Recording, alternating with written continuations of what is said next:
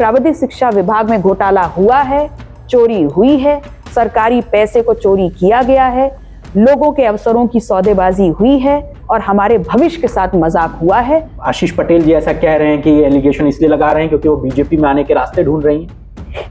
देखिए, बीजेपी का जो चाल चरित्र और चेहरा है ना, जो पल पल बदलता है, उसके साथ पल्लवी पटेल का सामंजस्य नहीं है।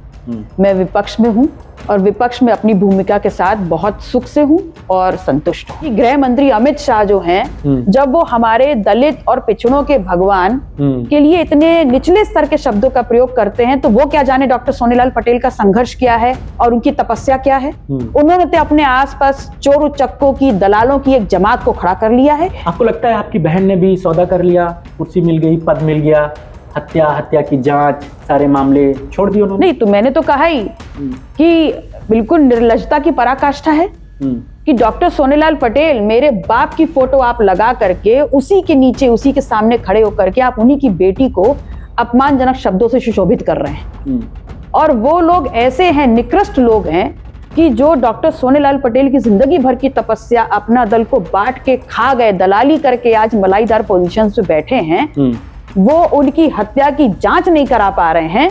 और जब उन पे उंगली उठ रही है तो तमाम इधर उधर की बातें ला रहे हैं। पल्लवी पटेल यहाँ पर किसी से रिश्तेदारी निभाने के लिए नहीं है। अखिलेश जी से क्यों दूरी हो गई? नहीं, मेरी ऐसी कोई दूरी नहीं है। अखिलेश जी के साथ हैं? मैं हूँ, बिल्कुल विपक्ष में हूँ। नमस्कार, स्वागत है आपका।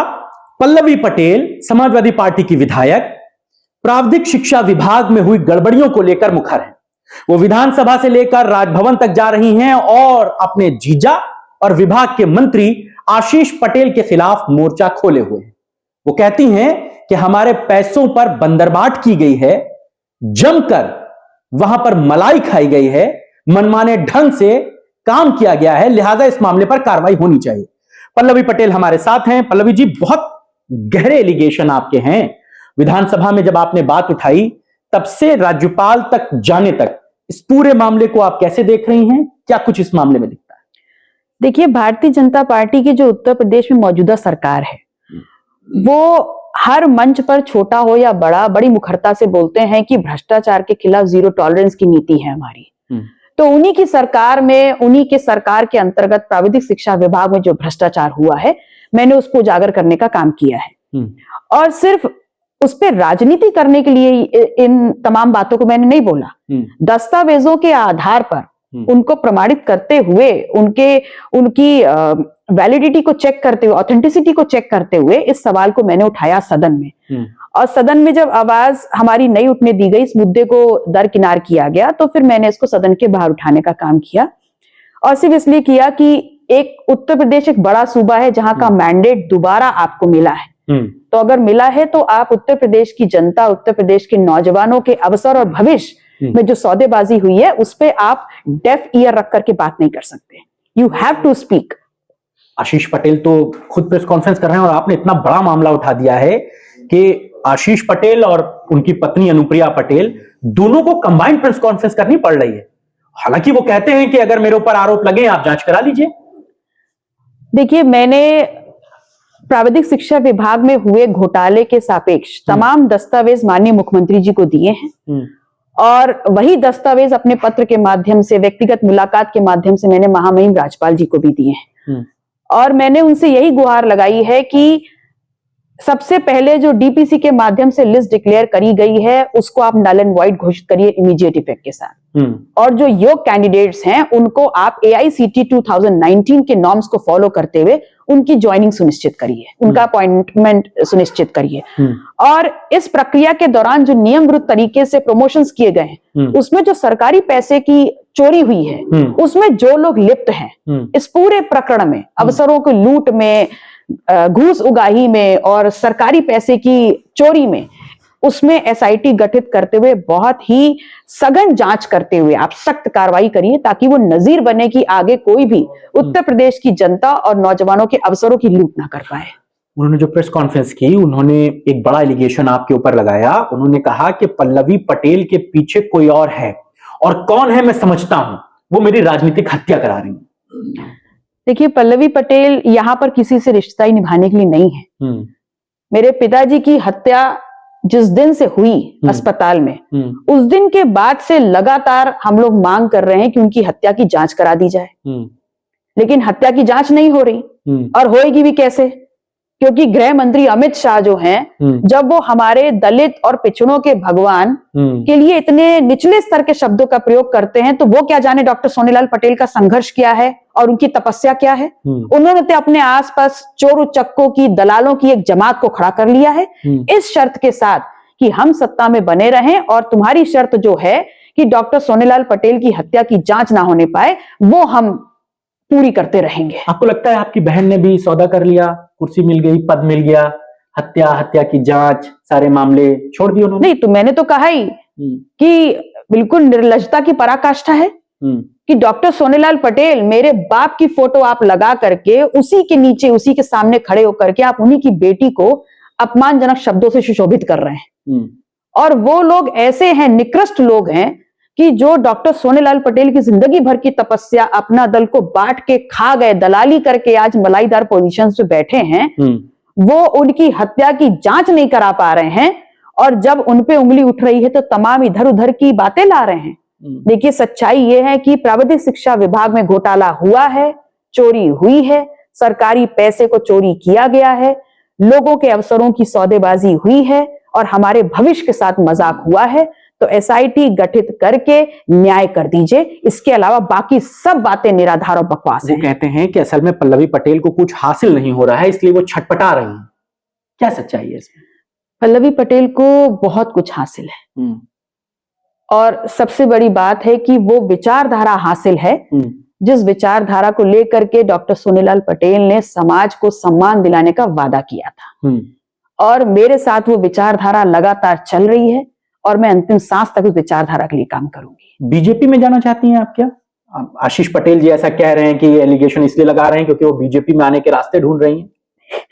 देखिए, बीजेपी का जो चाल चरित्र और चेहरा है ना, जो पल पल बदलता है, उसके साथ पल्लवी पटेल का सामंजस्य नहीं है। मैं विपक्ष में हूं, और विपक्ष में अपनी भूमिका के साथ बहुत सुख से हूं और संतुष्ट हूं। अगर बीजेपी ऑफर देती है? नहीं।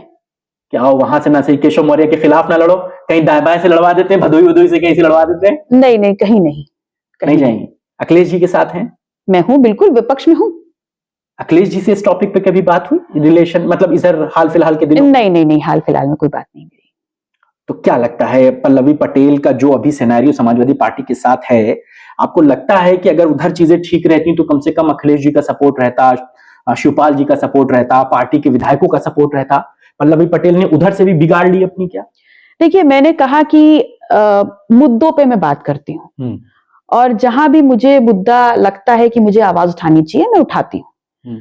हम लोग 2022 में समाजवादी पार्टी के साथ मुद्दों के कारण ही आए, जब मुद्दों पे सहमति हुई, जातिवार जनगणना जैसे बड़े मुद्दे पर हम साथ आए, और जिसके बारे में हमारी पार्टी बहुत दृढ़ता से सोचती है। और मैंने स्वयं भी 2200 किलोमीटर की पदयात्रा करी। उसके बाद भी तमाम मुद्दों में आप लोगों ने हमें देखा होगा, हम साथ खड़े रहे हैं, हर मुद्दे को हम साथ उठाते हैं। इसी सदन में जब बाबा साहब भीमराव अंबेडकर जी के लिए प्रदर्शन हो रहा था, तब मुझसे किसी ने कहा तो नहीं कि आप आइए, लेकिन क्योंकि वो मुद्दा सही था, हम दलित पिछड़ों की लड़ाई लड़ रहे हैं, तो हम वहां खड़े थे उस मुद्दे में भी। अखिलेश जी से क्यों दूरी हो गई? नहीं, मेरी ऐसी कोई दूरी नहीं है। ऐसी कोई दूरी तो नहीं है? हाँ ठीक है, साथ नहीं है, अभी ऐसा कोई मुद्दा नहीं है, अभी से कोई बात नहीं है, लेकिन विपक्ष में हूं, और उनके अलावा विपक्ष में और है कौन? समाजवादी पार्टी के लोग कहते हैं कि पल्लवी पटेल को सपा ने चुनाव लड़ाया, बड़ी मजबूत सीट से लड़वाया, जितवाया, सब काम किया, लेकिन पल्लवी पटेल एंड मौके पे साथ छोड़ गई। नहीं, पल्लवी पटेल कहाँ साथ छोड़ गई? लेकिन समाजवादी पार्टी के साथ भी तो नहीं है ना। नहीं, देखिए, आप लोगों ने स्वयं सुना होगा कि 2024 में हमें गठबंधन से अलग किया था अखिलेश जी ने खुद अनाउंसमेंट करके। तो वो क्या वजह रही थी? अब ये तो उसका जवाब तो वही दे सकते हैं। लेकिन पल्लवी पटेल के दिल में अभी भी पार्टी के लिए, अखिलेश जी के लिए वो जो सम्मान है वो कायम है। नहीं नहीं, क्यों, बिल्कुल कायम है, और मुझे इसमें कोई बात छुपाने जैसी नहीं है कि मैं विपक्ष में हूं, और अपनी जो विपक्ष की मेरी जो भूमिका है उसको मैं निभाने के लिए 100% रूप से कमिटेड हूं। क्योंकि अब 2 साल का समय बचा है, 27 का चुनाव में जाना है आपको, तो चीजें अगर बनी रहेंगी तो फ्रूटफुल है, वरना जिनके खिलाफ आपने चुनाव लड़ा था और जीता था, बड़े कद्दावर नेता हैं, प्रदेश के डिप्टी सीएम हैं, तो वो भी अपने घाव से सीख ले रहे होंगे दोबारा फिर। देखिए मैंने जो चुनाव जीता तो पहली चीज तो ये कि वो मार्जिन ही बहुत बड़ा होना चाहिए था। केशव जी उस मार्जिन को कम कर पाए, और जिस प्रकार से वहां पर उनके परिवार और उनके रिश्तेदारों का चाल चरित्र और चेहरा था, तो मुझे तो लगता है कि वो मार्जिन बहुत बड़ा होना चाहिए था। लेकिन प्रशासनिक तंत्र को इस्तेमाल करके उस मार्जिन को कम कर दिया गया। लेकिन जनता ने वहां पर उनको सही दिखाने का काम तो कर दिया ना। आपके मामले पर योगी जी की चुप्पी क्या कहती है? वो कुछ कह नहीं रहे हैं इस मामले में, ना हाँ कर रहे हैं ना कर रहे हैं। तो अब चुप्पी उनकी है तो जवाब भी वही देंगे। आपको क्या लगता है? नहीं, मुझे कुछ नहीं उनका हाँ में ये चुप्पी है, क्योंकि भाई कई बार चुप हो जाना भी कई सवालों के जवाब होते हैं। आपने कहा ये करप्ट हैं, वो कुछ नहीं बोले, तो दैट मीन्स कुछ तो है वहां पे। देखिए मैंने अपना सवाल रखा है और वो इस सूबे के मुखिया हैं, तो निश्चित तौर पर जवाब तो जरूर मिलेगा। हो सकता है थोड़ा टाइम लगे। हालांकि आशीष पटेल सोशल मीडिया पे लिख रहे हैं, वो सूचना निदेशक का नाम लिख रहे हैं, SIT का नाम लिख रहे हैं, तमाम चीजें कि उनकी हत्या कोई कराना चाहता है। ये सारी चीजें क्या हैं? उनके जो पूर्व OSD थे उसको एक नोटिस जारी हो गया कि तुमने बिना हमको बताए तुमने जवाब कहीं क्यों दे दिया, किसी मीडिया वाले से क्यों बात कर ली। ये सारी चीजें क्या आपको दर्शाती हैं? उत्तर प्रदेश की जनता का जो ध्यान है वो मुख्य मुद्दे से हटा करके निराधार बकवास बातों में लिप्त करने का सिर्फ एक ही रोड मैप है, बस, और कुछ नहीं। लगता है ये जो आपने इशू उठाया है इस पर चीजों पर फैसला होगा, ये खिंचेगा तो नहीं, चुनावी मुद्दा तो नहीं बनेगा? नहीं, मुझे लगता है कि निर्णय आना चाहिए और न्याय होगा। बाबा साहेब का जो मुद्दा है, लगता है ये सारे इश्यूज आपके लिए 24 के बाद अब 27 में काम करेंगे? देखिए बाबा साहब के लिए जो शब्दों का प्रयोग किया गया वो किसी भी दलित और पिछड़ा जो सामाजिक न्याय की बात करते हैं उनके लिए मुद्दा नहीं है, उनकी ये आत्मा है, एक विचारधारा है और जो हमारे आगे का रास्ता प्रशस्त करती है। तो डेफिनेटली हम लोग इस आंदोलन में जिसमें उतरे हैं इस बात को हम लगातार उठाएंगे। मतलब ये मुद्दा सियासी नहीं है जो पल्लवी पटेल ने उठाया, ये मुद्दा जनता से, छात्रों से, अध्यापकों से जुड़ा हुआ है। आशीष पटेल जो लाइन ले रहे हैं वो गलत ले रहे हैं। बिल्कुल बिल्कुल बिल्कुल। चलिए, बहुत शुक्रिया इस पूरी बातचीत के लिए। पल्लवी पटेल जी हमारे साथ थी और वो साफ तौर से इन इश्यूज पर खुलकर बात करती हैं। वो खुलकर बात करती हैं कि ये इशू मुख्यमंत्री जी के संज्ञान में है, वो शांत जरूर हैं, लेकिन निश्चित तौर पर वो इस इशू पर कुछ ना कुछ जरूर सोच रहे होंगे। वो अखिलेश यादव के लिए भी, समाजवादी पार्टी के लिए भी तमाम तरीके की बातें करती हैं, कहती हैं हमारी राहें जरूर जुदा हैं, लेकिन हमारा मकसद एक है, भाजपा को हराना। फिलहाल आज की चर्चा में बस इतना ही। आपको हमारी चर्चा कैसी लगी हमें जरूर बताइएगा। आप हमें कमेंट भी कर सकते हैं। फिलहाल इतना ही, नमस्कार।